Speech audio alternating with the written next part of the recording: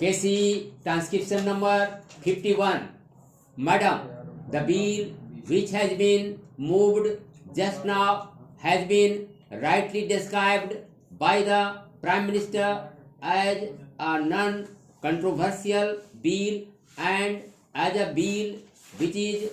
very useful in order to develop the atomic energy in all countries. The bill provides for the regulation of radioactive and other prescribed substances which are to be used, which are being handled, which might be produced and which might be imported, so that there may not be any hazards which are incidental to the handling of such substances, and adequate rules are to be made regarding them. As far as these rule making powers are concerned, madam, there is one aspect of it which needs some consideration, namely as far as the production of these substances in the country itself is concerned. The establishments in which these substances are going to be produced are to be governed and controlled as far as the safety measures are concerned, and as far as the factory acts are concerned by the central government. As far as this provision is concerned, it is desirable because these are not just ordinary factories, but these are factories that have to deal with certain substances for which a special protection is necessary, and perhaps the Atomic Energy Commission is the right authority to determine what type of protection is necessary for that. At the same time, in the rule making power which the central government has taken precaution should be taken to see that the safety measures regarding other aspects of the matter as far as the work of the labor in these factories is concerned are also of the same standard, if not of a better standard, as those provided for in the factories act elsewhere.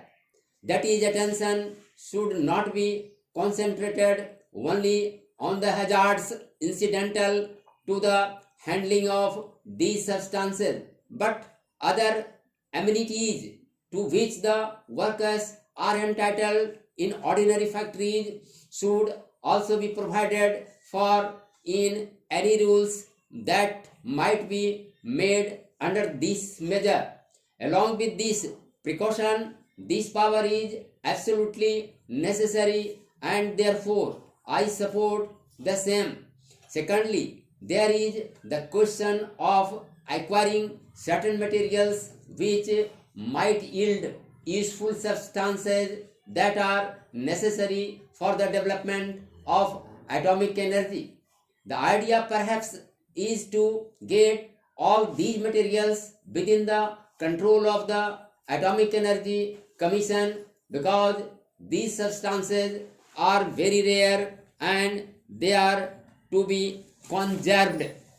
This raises the question of research and the facilities for inquiry which might be available to an ordinary citizen who may not be fortunate enough to have some employment or admission into these atomic energy establishments. It is perhaps one of the conditions of modern life that any scientific research and inquiry involve dangerous implications, so that they are to be controlled and coordinated under the aegis of the government, and to that extent perhaps the freedom of inquiry might be affected.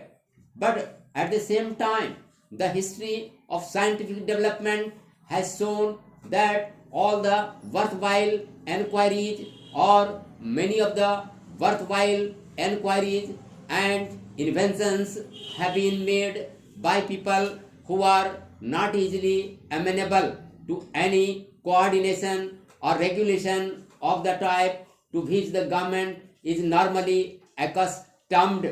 and therefore some scope has to be left for free inquiry by the genuines in the community. Also, I do not know how that can be done, but perhaps one way of doing it will be to disseminate as much of scientific information as is possible in the community to the largest possible extent, so that at least as far as the paperwork is concerned, no one is handicapped. I am just a layman and I am not quite acquainted with the various types of developments that are going on regarding the issues connected with the development of atomic energy. But these seems to be some indication that any worthwhile jump that will now come in this particular field is likely to be on the theoretical plane, because as far as the practical aspects are concerned, we have reached a dead end and is not possible to go beyond that. In view of this, it is all the more necessary that as far as the theory is concerned and as far as the basic material connected with this theory is concerned, it is disseminated to the largest possible extent in our community, so that our people may become conscious of the type of work